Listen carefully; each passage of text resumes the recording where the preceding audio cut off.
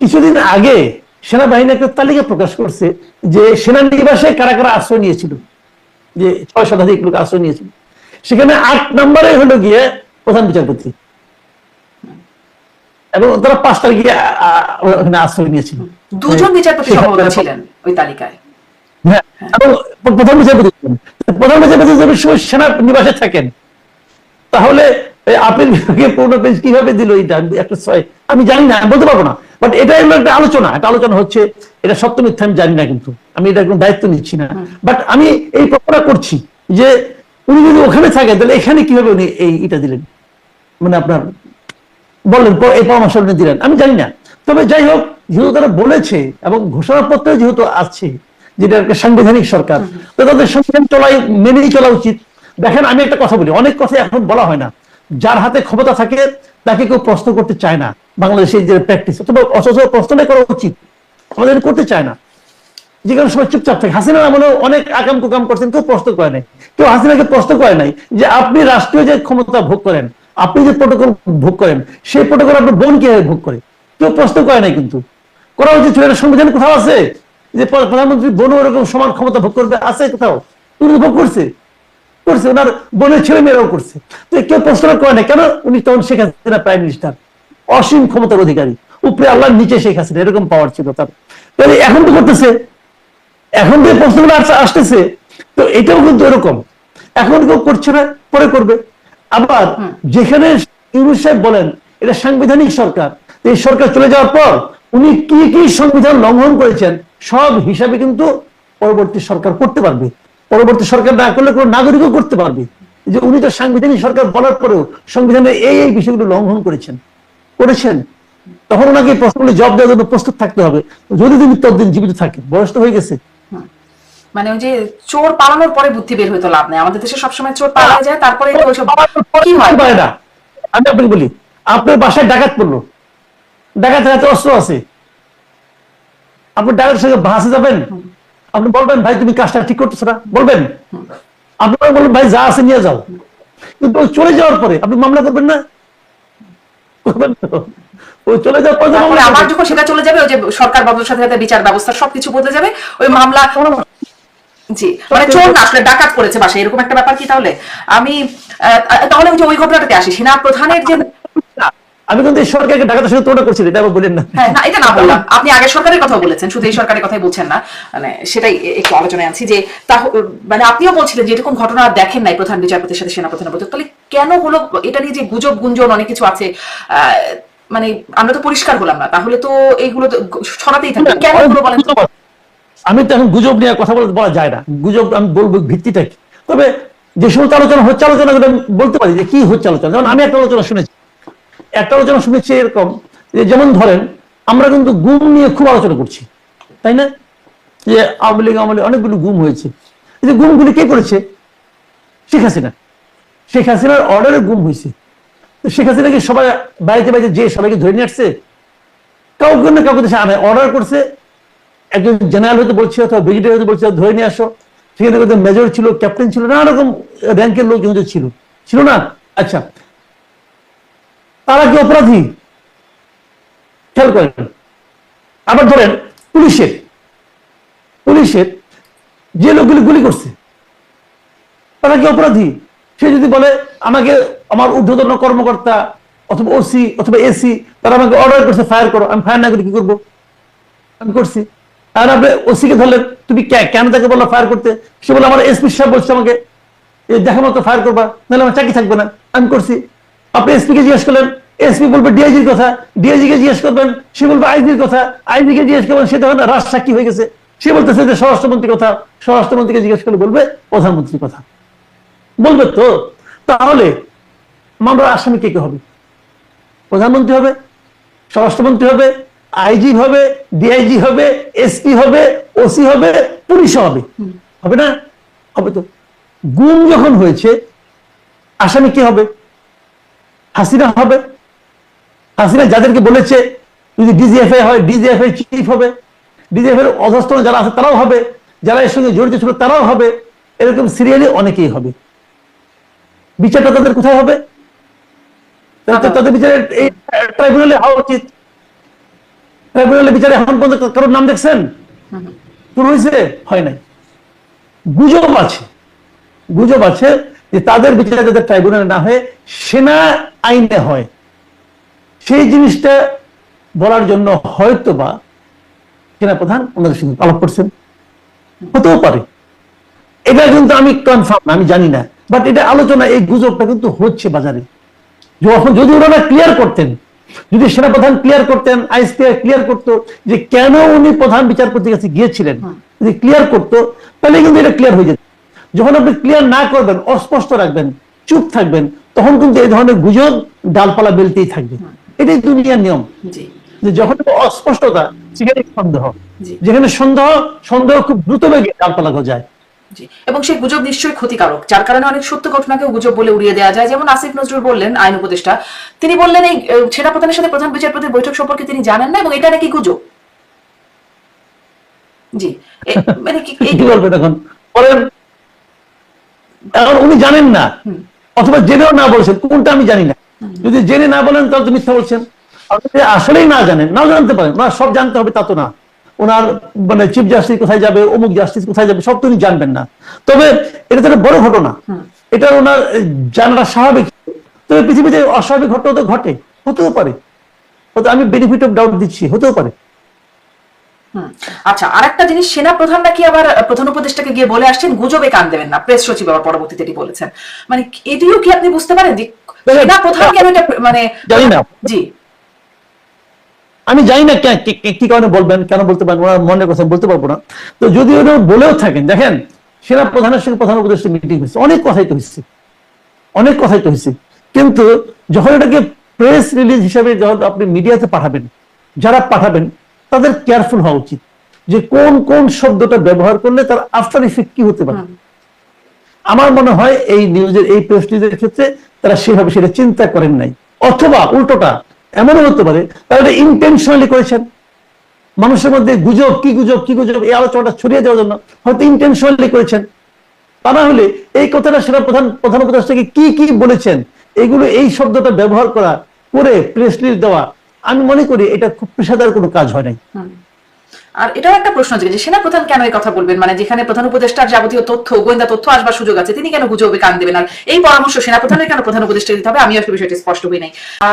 নির্বাচন নিয়ে যে অনিশ্চয়তা আছে সেটির ব্যাপারে সরকার বারবার বলছে না, কোনোভাবেই না, নির্বাচন ফেব্রুয়ারিতেই হবে। কিন্তু নানান রকম অনিশ্চয়তার কথা আছে, যে যারা আসলে নানান রকম শর্ত জুড়ে দিচ্ছেন তারা নির্বাচন চান, কিন্তু তার আগে অনেক যদি তবে আছে। আমি সেদিনও একজন বিএনপি নেত্রীকে জিজ্ঞাসা করছিলাম যে তাদের একটা দেখা যাচ্ছে জামাতের যেমন 300 আসনে মনোনয়ন দেওয়া আছে, আবার এদিকে নানান রকম যদি কিন্তু তবে আছে, তাদের প্ল্যান এ প্ল্যান বি আছে, আপনাদের কি প্ল্যান বি? তো তিনি বলছিলেন যে আমাদের কোনো প্ল্যান বি নেই। আপনার কি মনে হয় বিএনপি আসলে প্ল্যান বি ছাড়া চলছে? নির্বাচন যদি না হয় বিএনপি তখন কি করতে পারে, বা তাদের কি কোনো কিছু আছে জানা শোনার পরিকল্পনা? শুনেন, বিএনপি মনে করে নির্বাচন ফেব্রুয়ারিতে হবে, বিএনপি মোটামুটি কনফার্ম যে নির্বাচন ফেব্রুয়ারিতে হবে, এবং আমিও ব্যক্তিগতভাবে মনে করি নির্বাচন ফেব্রুয়ারিতে হবে। এটা মনে করি এই কারণে যে প্রধান উপদেষ্টা তার জাতির উদ্দেশ্যে ভাষণে ফেব্রুয়ারির কথা বলেছেন, এই প্রথমবার উনি সুনির্দিষ্ট বলেছেন, এবং বলার পরের দিনই উনি নির্বাচন কমিশনকে চিঠি দিয়েছেন, নির্বাচন কমিশন রোডম্যাপ ঘোষণা করেছে। মানে নির্বাচন ফেব্রুয়ারিতে ঘোষণা আসার পর থেকে যা যা হওয়া দরকার তাই হচ্ছে। এর মধ্যে পলিটিক্যাল পার্টিগুলো নানা ধরনের অজুহাত, নানা ধরনের দাবি দেওয়া তুলতেই পারে, এগুলো তাদের যার নির্বাচনী স্ট্র্যাটেজি, তারা হয়তো এগুলো নিয়ে মাঠে নামবে, জনগণের কাছে যাবে। কিন্তু নির্বাচন হবে না এমন কোনো কথা এখন পর্যন্ত কেউ বলে নাই। বলেছেন তো, পাটোয়ারি বলেছেন ফেব্রুয়ারিতে নির্বাচন হবে না, পাটোয়ারি বলেছেন যে ফেব্রুয়ারিতে নির্বাচন হবে বলে মনে হয় না, উনি বলেছেন মনে হয় না। কিন্তু আমার কাছে মনে হয়েছে জিনিসটা এই দুটো দলই তো আসলে, এই দুজনই যে একই দলের, এবং যে দলের এখন নিবন্ধন হয়নি আর কি, কাজে এটাকে কতটা গুরুত্ব দেওয়া যাবে আমি বলতে পারবো না। কিন্তু আমি যেটা মনে করি নির্বাচন ফেব্রুয়ারিতে হবে। জামাত পিআর চাচ্ছে, কিন্তু জামাত কখনো বলে নাই যে পিআর না হলে আমি নির্বাচনে যাব না, এই কথা বলে নাই। জামাত নির্বাচনের দল, আর যদি এনসিপি নির্বাচনে নাও যেতে পারে, এনসিপি নির্বাচনে না গেলে নির্বাচনে কিছু যায় আসে না, কারণ এনসিপি গেলেও যে খুব একটা প্রভাব এনসিপি ফেলতে পারবে এই নির্বাচনে, এটা আমার কাছে মনে হয় না। এটা এনসিপি নিজেও আশা করে কিনা আমি জানি না। কিন্তু ডক্টর ইউনূসের দল আপনি বলছিলেন, হ্যাঁ হয়েছে, হতেই পারে। ডক্টর ইউনূসের দল তো আগে একটা করছিল, ওটা কি হয়েছে? 1 মাস মানে 3 মাস না যেতে গোত্তা খাইছে, ওটা কি হয়েছে? উনি কি একদম পলিটিশিয়ান হিসেবে খুব বিরাট নাকি ডক্টর ইউনূস? আর যদি বুঝেন কিনা এটা তো আমার সন্দেহ আছে। আজকে 21শে আগস্ট গ্রেনেড হামলা মামলার আপিলের রায় হলো, সেখানেও আসলে তারেক রহমান সহ লুৎফুর রহমান বাবু সহ সব আসামি খালাস পেয়ে গেলেন। ভালো কথা। আমার আসলে প্রশ্নটা এখানে যে তাহলে এই যে 24 জন মানুষ মারা গেলেন, এত শতাধিক মানুষ আহত হলেন, কেউ কি এর জন্য দায়ী না, বা দায়ীদের বের করা হবে না, তাদের বিচার হবে না, মানে এটাই কি এখন নিয়তি তাহলে? না দেখেন, এখানে অনেকগুলি বিষয় কাজ করছে, কিন্তু যে গ্রাউন্ডে হাইকোর্ট এই মামলাটা বিচারিক আদালতের মামলাটাকে খারিজ করে দিলেন, গ্রাউন্ড মোটামুটি গ্রহণযোগ্য গ্রাউন্ডটা হলো যে আপনার মানে অধিকতর তদন্ত, যেটা সেই তদন্তের মাধ্যমে বিচারিক আদালত এটাকে করেছে, বিচার করেছে। তো অধিকতর তদন্ত মানে একদম মানে মুক্তি হান্নান সে 4 বছর পরে আবার আরেকটা নতুন করে সে 164 করছে আর কি। তো এটা তো আসলে 4 বছর তো সে পুলিশের কাস্টডিতে ছিল, 4 বছর পরে যখন নতুন করে সে আবার সাক্ষ্য দিল, নতুন করে জবানবন্দি দিল, তো এটা নিয়ে কিন্তু সন্দেহ হতেই পারে। এবং অনেক আসামি বলেছেন যে তাদেরকে মারামারি এখন এটা বাংলাদেশের একটা পুরনো মানে পলিসি যে সরকার পরিবর্তনের সঙ্গে সঙ্গে সবকিছু পাল্টে যায়। সরকার পরিবর্তনের সঙ্গে সঙ্গে সবচেয়ে বেদনাদায়ক হলো সরকার পরিবর্তনের সঙ্গে সঙ্গে সত্য এবং মিথ্যার ডেফিনেশনও পাল্টে যায়। যেমন যখন বিএনপি ছিল, এই ঘটনা ঘটলো কবে? 2004 সালে। তারপরে তারও 2 বছর বিএনপি ছিল। বিএনপি 2 বছরে কি করেছে? এবং বিএনপি 2 বছরে জজ মিয়াকে ক্রিয়েট করেছে। এবং এই জজ মিয়াকে তখন তো বিএনপি তখন যা দেখতাম আমরা, জজ মিয়াই সত্য, উনি সবাইকে মেরেছেন। তারপরে আওয়ামী লীগ আমল আসলো, তারপরে প্রথম আসলো তত্ত্বাবধায়ক আমল, ওনারা আবার নতুন করে তদন্ত করলেন। আওয়ামী লীগ আমল আসলো, আওয়ামী লীগ আবার করলেন, তখন আবার জজ মিয়া ইনোসেন্ট হয়ে গেল। তাহলে যে নাকি সবগুলো অপরাধের মূল, সেই ইনোসেন্ট হয়ে গেল কিন্তু। এবং ইনোসেন্ট হওয়ার পর তারা আবার নতুন করে এখানে আনলো, এখানে মুফতি হান্নানকে আবার নিয়ে আসলো আইনে, তার সঙ্গে তার বক্তব্য দিল, অমুক কিলো তমুক কিলো অনেক কিছু। মানে আনফর্চুনেটলি বলে ফর্চুনেটলি বলে, এগুলো 2টা মামলা কিন্তু, একটা হলো অস্ত্র মামলা, একটা হলো আপনার হত্যা মামলা। আমি 2টা মামলার টোটাল রায়টা আমি পড়েছি, 2টা আমি আমার নিজস্ব ব্যক্তিগত কৌতূহল থেকে পড়েছি। কিছু কিছু ক্ষেত্রে এটা আমাকে পলিটিক্যালি বায়াস মনে হয়েছে রায়টাকে। যেমন আপনাকে একটা এক্সাম্পল দিয়ে বলি, যাবজ্জীবন কারাদণ্ডপ্রাপ্ত তারেক রহমান, তার ভূমিকাটা কি আমার কাছে ক্লিয়ার না, ওই রায় পড়লে আপনার কাছে ক্লিয়ার হবে না। যাবজ্জীবন কারাদণ্ডপ্রাপ্ত একজন ছিল শাহ মোফাজ্জল হোসেন কায়কোবাদ এমপি, ওনার কি ভূমিকা? পুরা রায়ের মধ্যে ওনার নাম্বার তো একবার আসছে, একবার। কি কারণে আসছে? যে উনি নাকি মুফতি হান্নানকে তার হাওয়া ভবনে নিয়ে গেছিলেন, এইগুলো ওনার অপরাধ। পুরা ইয়ের মধ্যে মুফতি হান্নানকে উনি হাওয়া ভবনে নিয়ে গিয়েছিলেন। ষড়যন্ত্র মধ্যে ওনার নাম কোথাও নেই। আমি কিন্তু পুরোটা পড়ছি ভাই, আমি আবার দায়িত্ব নিয়ে বলতেছি। যেমন হানিফ পরিবহনের মালিক হানিফ সাহেব, ওনার অপরাধটা কি? পুরা রায়ের মধ্যে কোথাও পাবেন না, পুরা তদন্তের মধ্যে কোথাও পাবেন না আপনি। একটা বলা হয়েছে যে অপরাধী যারা হবে, যারা এগুলো অপরাধগুলো করবে, তাদেরকে হানিফ পরিবহনের মাধ্যমে উনি মানে পাঠাই দিবেন, এই ছিল তাদের আলোচনা। এখন এই কারণে ওনার যাবজ্জীবন হয়ে গেছে। কিন্তু আমি 3 জনের কথা বললাম, 3 জনের যাবজ্জীবন হয়ে গেছে। তো এটা আসলে মানে মনে হয়েছে আমার কাছে পলিটিক্যালি বায়াস, সবাই বিএনপি শুধু, এটা আমার মনে হয়েছে। কিন্তু সবাই যে নির্দোষ যদি হয়, তাহলে আমি তো এর আগে প্রশ্ন করছিলাম যে তাহলে আইবুর রহমানের মৃত্যু কিভাবে হলো? তার কি ডায়রিয়াতে মৃত্যু হয়েছে? তো ডায়রিয়াতে মৃত্যু হয় নাই ভাই, সেটা তো গ্রেনেড আগে তিনি মারা গেছেন। গ্রেনেডটা তো কেউ না কেউ ছুঁড়েছিল। হাইকোর্ট কিন্তু বলেছিল যে এই মামলা যেহেতু হত্যা মামলাগুলি একদম একদম মানে সম্পূর্ণ তথ্য প্রমাণ না হলে, একদম নিশ্চিন্ত না হলে পরে তাকে রায় দেওয়া যায় না। হত্যা মামলা এটা অপরাধী হিসেবে তাকে চিহ্নিত করা যায় না। সামান্য একটু সন্দেহ হলেই তো সে একটা ছাড় পেয়ে যাবে। তো সেভাবে সবাইকে ছাড় দিলেন, আমার কোনো আপত্তি না, হতে পারে আপনাদের কাছে মনে হয়েছে এই তদন্ত ঠিক না। কিন্তু প্রশ্ন হলো, তদন্ত একটা হওয়া দরকার, জেনুইন তদন্ত। ঘটনা তো ঘটেছে, কেউ না কেউ তো গ্রেনেড মেরেছে। গ্রেনেড কোথেকে আসলো? গ্রেনেড কি মানুষের ঘরে ঘরে পাওয়া যায়, বানায় মানুষ? এটা কি কুটির শিল্প? তত না। মানুষকে গ্রেনেড পকেটে নিয়ে ঘুরে, তাও তো ঘুরে না। তাহলে গ্রেনেডটা কোথেকে আসলো, কিভাবে আসলো, এগুলো তো জানা দরকার। তাহলে আপনাকে একটা যথাযথ তদন্ত করতে হবে। ঠিক আছে, ওই সময় অনেক লোক মারা গেছে, তারপরে তো তদন্ত করা যায়।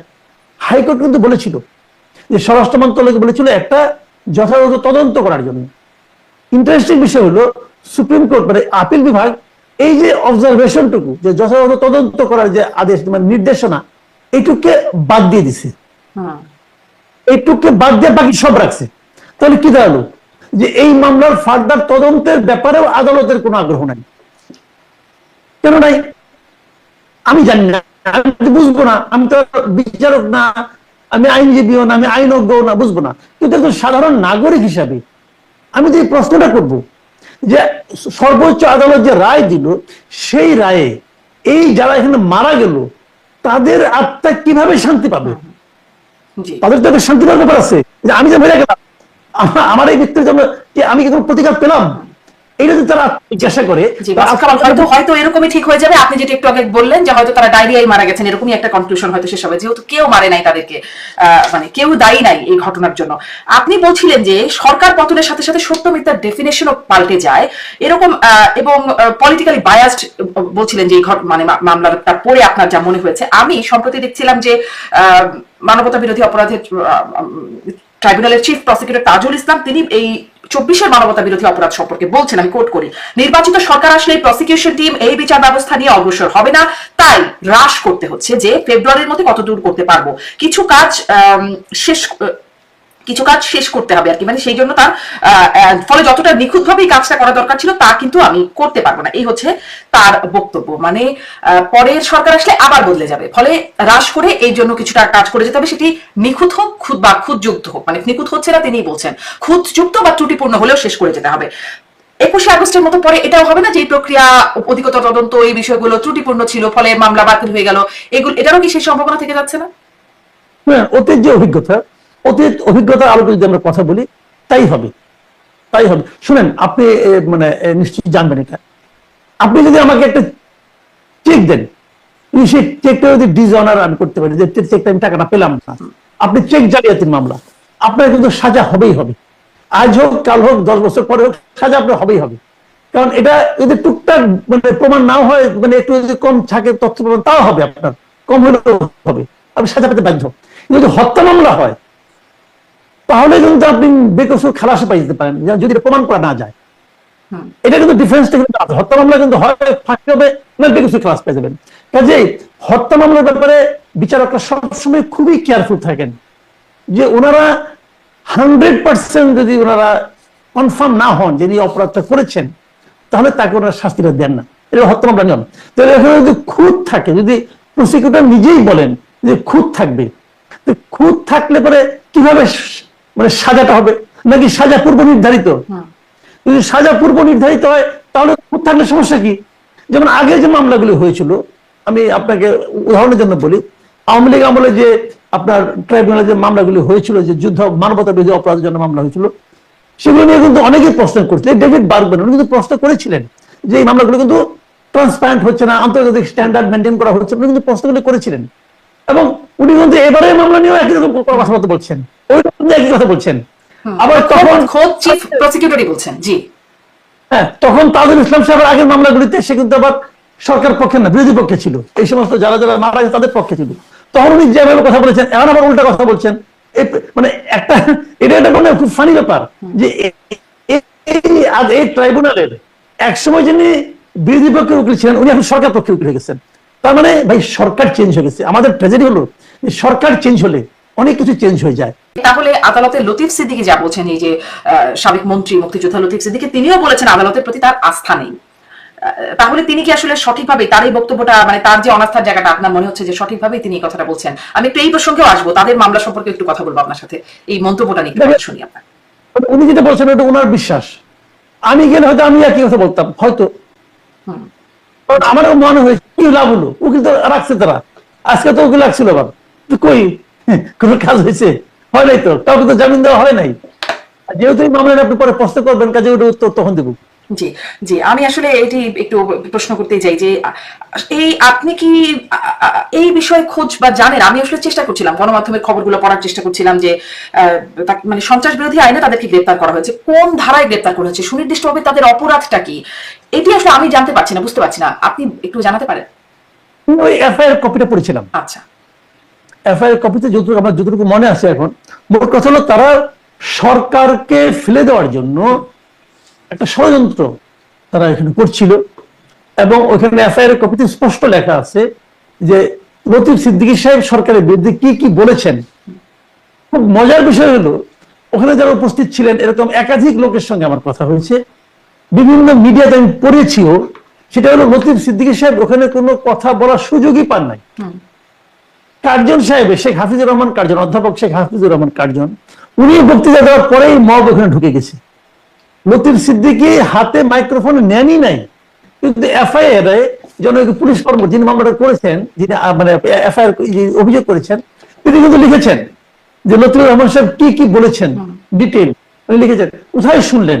উনি কি লতিফুর রহমান সাহেবের অন্তরে প্রবিষ্ট হয়েছিলেন যে ওইখান থেকে শুনে এসেছেন যে উনি কি বলতে চাচ্ছেন? তো এগুলি ভাই আরেকটা কথা আপনাকে বলেন, জীবনে কখনো শুনেছেন, পৃথিবীর কেউ কখনো শুনেছে যে একটা ওপেন স্পেসে একটা রাউন্ড টেবিল বৈঠকে সরকার বিরোধী ষড়যন্ত্র হয়? ভাই ষড়যন্ত্র তো গোপন নেই, ষড়যন্ত্র কি প্রকাশ্যে হয়?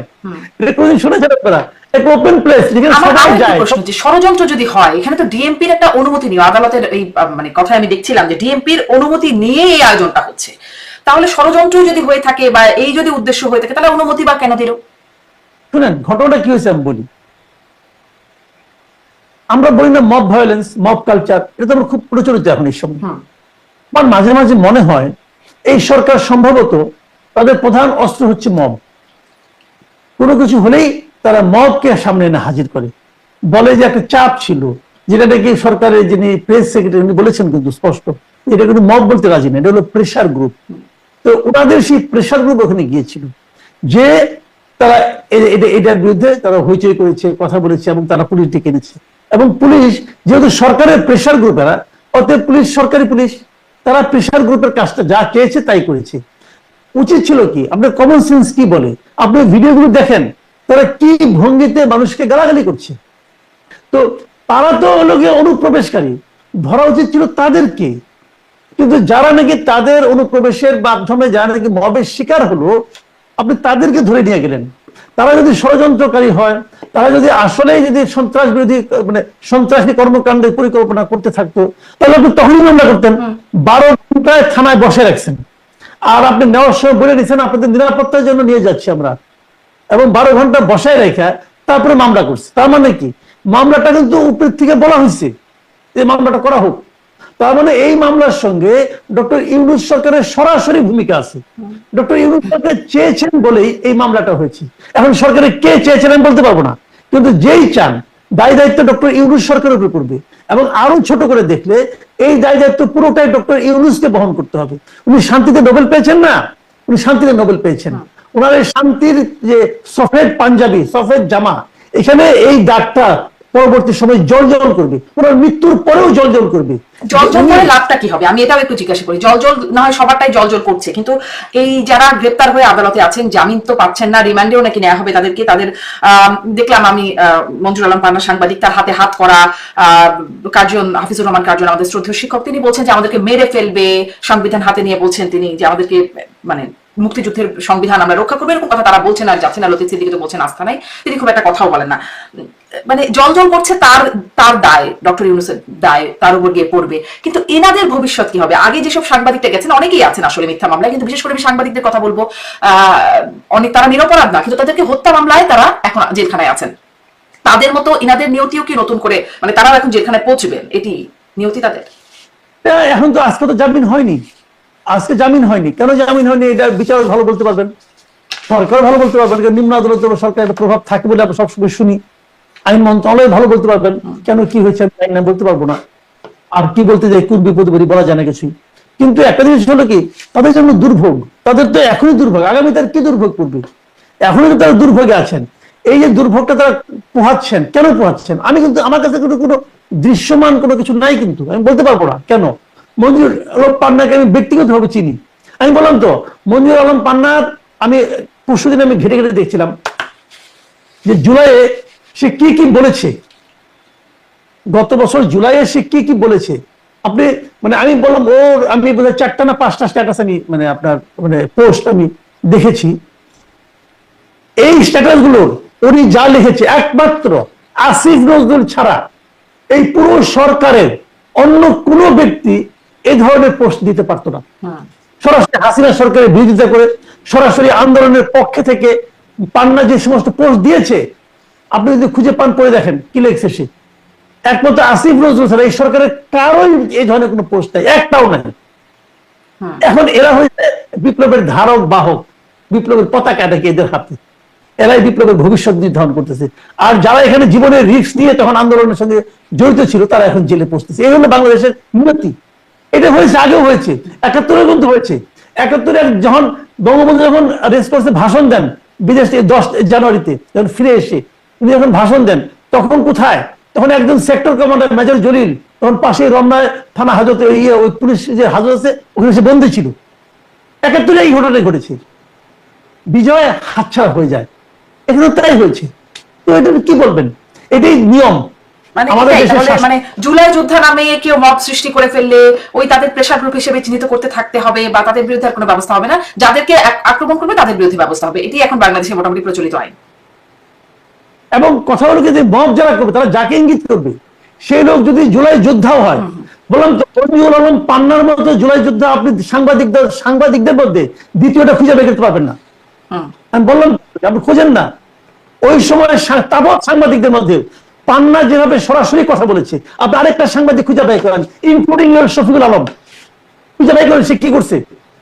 তারপরে শফিকুল আলম মাঝখানে নাকি বলছে যে সে নাকি সাংবাদিকদের 15 বছরের বিচার করবে। আমি তো মাঝখানে আপনার অনুষ্ঠানে বোধহয় চ্যালেঞ্জ করছিলাম তো, যে পুরা এই টিমের ডক্টর ইউনূসের যে প্রেস উইং আছে, উইং এর যে টিম আছে, এখানে যত সাংবাদিক আছে তাদের গত 15 বছরের যত কর্মকাণ্ড আছে, যত লেখালেখি আছে, যত পোস্ট আছে, সবগুলি যোগ করলে যদি আমার অর্ধেক হয় তখন যেন আমার সঙ্গে আলাপ করতে পারে।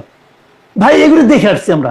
এখন তারা আজকা বিপ্লবী বুঝেন, সব বিপ্লবী হয়ে গেছে। হঠাৎ করে সূর্যোদয় হয়েছে 5 তারিখে, সূর্যোদয়ের পরে সবাই বিপ্লবী, আর আমরা হইলাম গিয়ে এখন স্বৈরাচারের দোষর, কি বলে না বলে। আমি আরেকটু এখানেও জানতে চাই যে, কিন্তু একটা তো গেল মবের ঘটনা, যারা আসলে এই অনুষ্ঠানের আয়োজক, এটা নিয়েও আপনারা নিশ্চয়ই কথা বলেছেন যে জেরাই খান পান্না তিনি আসলেন না, গণফোরামের সভাপতি কামাল হোসেন, ডক্টর কামাল হোসেন, পরে তো তার দলের পক্ষ থেকে বলা হলো যে গণফোরাম মানে ডক্টর কামাল হোসেনের নাম নাকি এখানে ব্যবহার করা হয়েছে, তিনি নাকি এখানে কনসেন্টও দেন নাই। এইরকমটা কেন হলো? তারা কি আসলে, এটা কি কোনো ফাঁদ পাতা হলো? এখানে আসলে ঘটনাটা কি হলো? ডক্টর কামালের পক্ষ থেকে কে বলছে আমি জানি না। ডক্টর কামালকে দাওয়াত করা হয়েছে এর সংক্রান্ত ছবি আমি দেখেছি। ওখানে বুলবুল ভাই ভদ্রলোক ছিলেন, প্রবীণ মুক্তিযোদ্ধা, উনি ডক্টর কামালকে দাওয়াত করতে দিচ্ছে, তার ছবি আমি দেখেছি। এবং ডক্টর কামাল আসবেন এটা ঠিক ছিল। পান্না ভাইয়ের ব্যাপারটা আমি যতটুকু জেনেছি, পান্না ভাই যাচ্ছিলেন ডক্টর কামালকে নিয়ে ওখানে যাবেন বলে, উনি ডক্টর কামালের বাসায় গিয়েছিলেন। তখন ওনাকে এখান থেকে ফোন করে বলা হয়েছে যে এখানে হচ্ছে আপনারা আসেন না, আমরা একটু জানতেছেন। এরকম আমি শুনেছি, আমি জানি না প্রকৃতপক্ষে, কারণ আমি তো যাইনি, আমি তো ওখানে যাইনি, আমি বলতে পারবো না, কিন্তু আমি শুনেছি এরকম। কাজে এটা পান্না সাহেব জান নাই, পান্না সাহেব সবাইকে ফাঁসিয়ে দিয়েছেন, এরকম যে যারা বলেন তারা আসলে ওদের মধ্যে মানে আমি বলতে মিথ্যা বলেন, তারা ঠিক বলেন না এটা।